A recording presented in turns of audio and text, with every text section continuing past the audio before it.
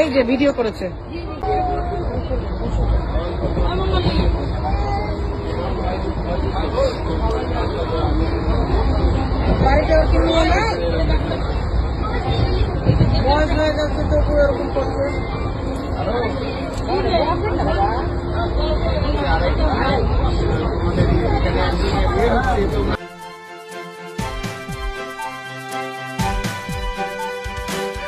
একটা বিশেষ ধর্মের ভোট পাওয়ার জন্য এই রাজ্যের 33% মুসলিম ভোট পাওয়ার জন্য একটা দল, সেই দলের মুখপত্র কতটা নোংরামির রাস্তায় নামতে পারে। আপনারা ইতিমধ্যে জানেন যে আমাদের রাজ্যটা এই মুহূর্তে আর পশ্চিমবঙ্গ নাম নেই, রাজ্যটার নাম হয়ে গেছে তোষণবঙ্গ।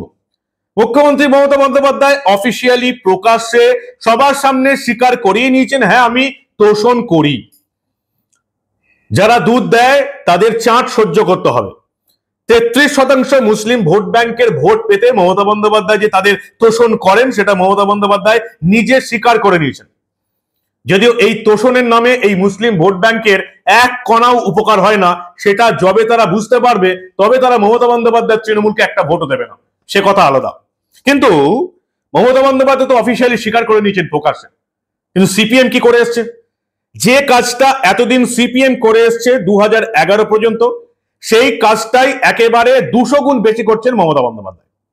আর সিপিএম এর তোষণ নীতি, সিপিএম নিজেদের তোষণ নীতির জন্য এই 2025 সালের মার্চে দাঁড়িয়েও, যেখানে সত্য ঘটনা সবার সামনে পরিষ্কার হয়ে গেছে, সেখানেও এই সিপিএম এবং তাদের মুখপত্র ওই নোংরা আসামি অভিযুক্ত চাচা জানের পাশেই দাঁড়ালো সিপিএম। এবং তারা এটা প্রমাণ করার চেষ্টা করলো, এই মেয়েটির বিরুদ্ধে লেখার চেষ্টা করলো। অবিশ্বাস্য ব্যাপার। এরপরেও কোনো নারীর, কোনো মহিলার সিপিএম দলটা করা উচিত। ঠিক কি হলো সবটা দেখাবো আপনাদের এই প্রতিবেদন শেষ অবধি দেখুন। আমি মানব, দ্য নিউজ বাংলায় আপনাদের স্বাগত জানাচ্ছি।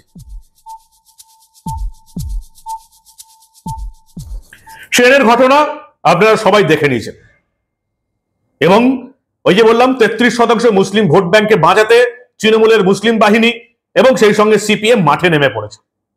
অ্যাকচুয়ালি এই ট্রেনের ঘটনাটা মাত্র 39 সেকেন্ডেই পরিষ্কার হয়ে গেছে কিভাবে এই চাচা যান একেবারে নোংরা মানসিকতার একটা লোক, তিনি এই মহিলার ভিডিও করছিলেন, অশ্লীল ভিডিও করছিলেন।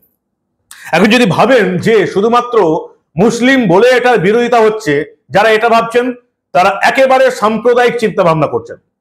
ট্রেনে, বাসে, ভিড় জায়গাতে এই রকম মানসিকতার বয়স্ক বুড়ো সব ধর্মেই আছে, শুধু মুসলিম ধর্মে নয়।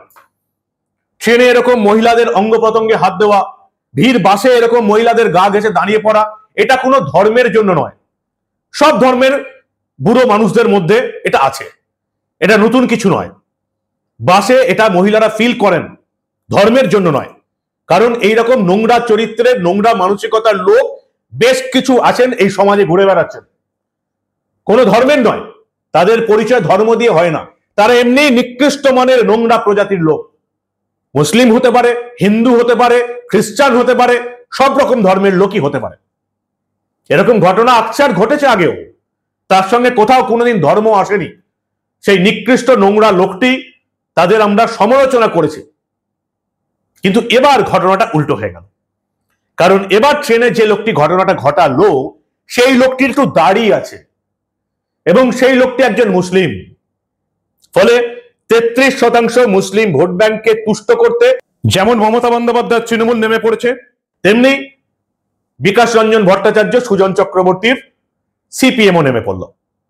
প্রথমে আবার আমি আপনাদের সেই ভিডিওটা আরো একবার দেখাবো, যেটা হয়তো এই যে গণশক্তির যে রিপোর্টার এই খবরটা লিখলো তার মনে হয় চোখে পড়েনি। 39 সেকেন্ডের এই ভিডিও, যেটা আপনারা আমার পাশে স্ক্রিনে দেখতে পাচ্ছেন। এই মুসলিম অভদ্র লোক, তার ক্যামেরাটা পজ করা ছিল, তার আগেও কিছু ভিডিও তিনি করেছেন, পজ করা ছিল এবং তিনি মোবাইলটা চালু করলেন, ক্যামেরা অন করলেন, পরিষ্কার দেখা গেল তার ব্যাক ক্যামেরা অন হয়ে রয়েছে, তার পায়ের ছবি দেখা গেল। কিছুক্ষণ, কয়েকটা সেকেন্ড পরেই তিনি চেঞ্জ করে ওই ব্যাক ক্যামেরা থেকে ফ্রন্ট ক্যামেরায় এলেন, তার মুখ দেখা গেল, ওই মুসলিম চাচাজানের মুখ দেখা গেল এবং তারপর কয়েকটা সেকেন্ড নিজের মুখে ফোকাস করার পর হঠাৎ করে 45 ডিগ্রি অ্যাঙ্গেলে ঘুরে তার পাশে বসে থাকা একটি নারীর বুকের দিকে ফোকাস হলো, রেকর্ড হলো, নারীর বুকের ছবি রেকর্ড হলো। এটা এই মুহূর্তে গোটা বাংলার মানুষ জেনে গেছে। কিন্তু সমস্যা হচ্ছে, ওই যে বললাম, শুধুমাত্র 33% মুসলিম ভোট ব্যাংককে সন্তুষ্ট করতে মমতা বন্দ্যোপাধ্যায় তৃণমূলের পাশাপাশি সিপিএম এর নেতারাও ঝাঁপিয়ে পড়লো এই মেয়েটিকে বদনাম করতে। যে প্রতিবাদী মেয়েটি ওই ছবিটি দেখেই সঙ্গে সঙ্গে একটা থাপ্পড় কষিয়েছে এই নোংরা মুসলিম লোকটির গালে। ওই জায়গায় যদি অন্য কোনো লোক থাকতো, অন্য কোনো ধর্মের লোক থাকতো, তাহলে এত বিতর্ক হতোই না। সবাই ওই নোংরা লোকটারই সমালোচনা করত। সিপিএম এর প্রত্যেকটা পেজে যদি ওই লোকটি হিন্দু ধর্মের কেউ হতো, সিপিএম এর প্রত্যেকটা পেজে, তৃণমূলের প্রত্যেকটা পেজে এই মহিলাকে বাঘিনী, শেরনি বানিয়ে দেওয়া হতো। কিন্তু আমাদের দেশে, আমাদের রাজ্যে বিশেষ করে ধর্ম কথা বলে, আমাদের রাজ্যের ছবি কথা বলে। আগে দেখে নেওয়া হয় এই লোকটির মাথায় ফেস টুপি বা দাড়ি আছে কিনা। পার্ক সার্কাসে যখন বাইক ধরা হয় তখনও দেখে নেওয়া হয় যে ছেলেটির বাইকে যে বসে আছে তার দাড়ি এবং ফেস টুপি আছে কিনা, সে পাজামা পাঞ্জাবি পরে আছে কিনা, তবেই তাকে হেলমেটের কেস দেওয়া হয়। আর না হলে আমার আপনার মতন জামা প্যান্ট পরে থাকলে তাকে হেলমেটের কেস দেওয়া হয়, বাকিদের ছেড়ে দেওয়া হয়। এবারেও তাই ঘটনা ঘটলো। যদি এই ট্রেনে বসে থাকা এই লোকটির দাড়ি না থাকতো, এই লোকটি কোনো হিন্দু লোক হতো, তাহলে এই রাজ্যের প্রতিটি তৃণমূলী মহিলা, প্রতিটি মুসলিম মহিলা, প্রতিটি সিপিএম এর মহিলা এই বয়স্ক ভদ্রলোককে যাচ্ছে তাই গালাগাল দিতেন। কিন্তু সেটা তো হলোই না, কারণ ভদ্রলোকের পরিচয় হচ্ছে মুসলিম। আমাদের রাজ্যে মুসলিম হচ্ছে একেবারে সুয়োরানি, সিপিএম এর কাছেও তৃণমূলের কাছেও। সিপিএম এর মুখপাত্র গণশক্তিতে বড় বড় করে রিপোর্ট আজকে বেরিয়ে গেল। ট্রেনে এলো পাতারি মার, ভিডিও ছড়িয়ে বিদ্বেষ ছড়ানো হলো সমাজ মাধ্যমে। লেখা হচ্ছে, চলন্ত ট্রেনের মধ্যে এক মাঝবয়সী যাত্রীর উপর চড়াও হয়ে বেপরোয়া চড় মেরে যাচ্ছেন এক মহিলা, মুখে কুৎসিত ভাষা। আচ্ছা, এই যে মহিলা, এই যে মুসলিম অভদ্র লোকের পাশে এই যে মহিলা বসে আছেন, এই মহিলার নাম যদি মীনাক্ষী মুখার্জি হতো, এই মহিলার নাম যদি দীপশিতা ধর হতো, এই মহিলা যদি সিপিএম এর বাকি যে নেতার নাম এই মুহূর্তে আমার মনে পড়ছে বিকাশ রঞ্জন ভট্টাচার্যের বাড়ির নারী হতো, এই মহিলা যদি সুজন চক্রবর্তীর বাড়ির নারী হতো, এই নারীর পরিচয় যদি যুক্ত থাকতো সিপিএম এর এখন যারা উঠতি নেতা সৃজন, শতরূপ, এদের বাড়ির নারী হতো, এদের বাড়ির মা, বোন, বউ হতো, তাহলেও কি সিপিএম এর প্রধান মুখপাত্র গণশক্তিতে এই রিপোর্টই বেরোতো? মীনাক্ষী মুখার্জি যদি এখানে বসে থাকতো কি করতো? এই লোকটিকে থাবড়ে দিত না? মীনাক্ষী দীপশিতা কি বলতো, আচ্ছা আপনার দাড়ি আছে, মুসলিম ভোটার, 33% ভোট ব্যাংক, ঠিক আছে, যা ছবি তুলছেন তুলুন, আমার কোনো ইয়ে নেই, কোনো আপত্তি নেই, এটা কি বলতো মীনাক্ষী দীপশিতা? একবার এই যে গণশক্তির যে রিপোর্টাররা এই যে রিপোর্টটা করলেন, ট্রেনে এলো পাতালি মার, ভিডিও ছড়িয়ে বিদ্বেষ ছড়ানো হলো সমাজ মাধ্যমে, একবার ভেবে দেখেছেন এই মেয়েটির জায়গায় যদি গণশক্তির এই রিপোর্টারদের মা, বোন, বউ বসে থাকতো, তাহলেও কি এই রিপোর্টই করতো? এই মেয়েটাকে কি দাগিয়ে দেওয়ার চেষ্টা করতো? মেয়েটা পরিষ্কার দেখতে পাচ্ছে তার বুকের ছবি করা হচ্ছে, তাই জন্য সে একেবারে তৎক্ষণাৎ থাবড়ে দিয়েছে। এর মধ্যে কোনো ধর্ম নেই, এর মধ্যে কোনো রাজনীতি নেই, এর মধ্যে বিজেপি আরএসএস নেই, এর মধ্যে কোনো কিছু ভোট ব্যাংক ছিল না। মেয়েটি একেবারে বুঝতে পেরেছে এই অভদ্র লোকটি, এই নোংরা লোকটি তার ভিডিও তুলছে, গোপনে অশ্লীল ভাবে ভিডিও তুলছে, থাবড়ে দিয়েছে। তারপরের ঘটনা যেটা হয়েছে রাগের বহিঃপ্রকাশ, সেটাকে সিপিএম এর মুখপাত্রে গণশক্তিতে এই মেয়েটিকে দাগিয়ে দেবার চেষ্টা হলো শুধুমাত্র 33% মুসলিম ভোট ব্যাংকে হাতে রাখার জন্য। আর কতটা নিচে নামবে সিপিএম, আর কতটা নিচে নামবে গণশক্তি? আরো একবার প্রশ্ন করছি সিপিএম এর নেতাদের, সুজন চক্রবর্তী, বিকাশ রঞ্জন ভট্টাচার্য, আপনাদের বাড়ির কোন নারী যদি এই চাচার পাশে বসে থাকতো এবং এই চাচা ব্যাক ক্যামেরা থেকে, ফ্রন্ট ক্যামেরা থেকে, নিচের মুখ থেকে শুরু করে 45 ডিগ্রি অ্যাঙ্গেলে আপনাদের বাড়ির নারীর বুকে ফোকাস করতো, তাহলেও কি গণশক্তিতে এই রিপোর্টই বেরোতো?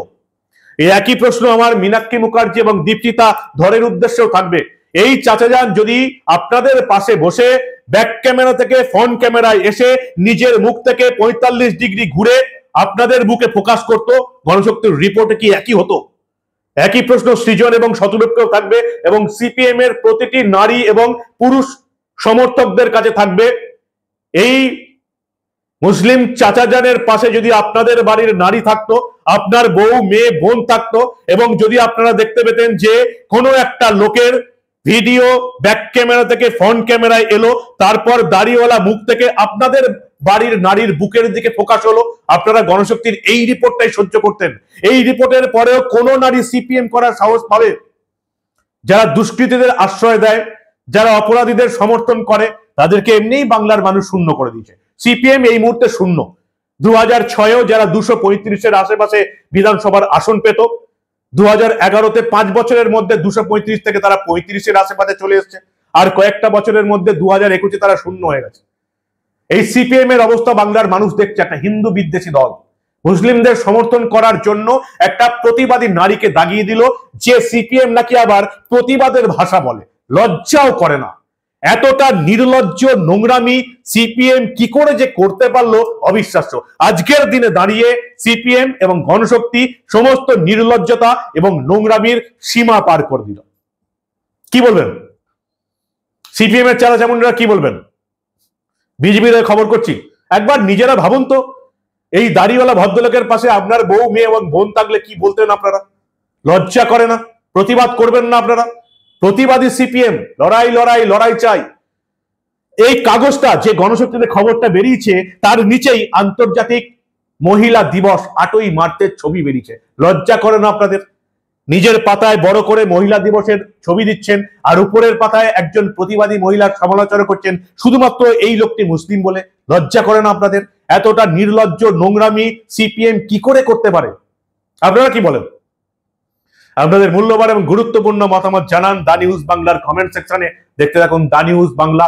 আমরা বাংলায় ঘটে যাওয়া এই ধরনের অনেক নির্লজ্জ এবং নোংরামির খবরই চেপে রাখতে দেব না।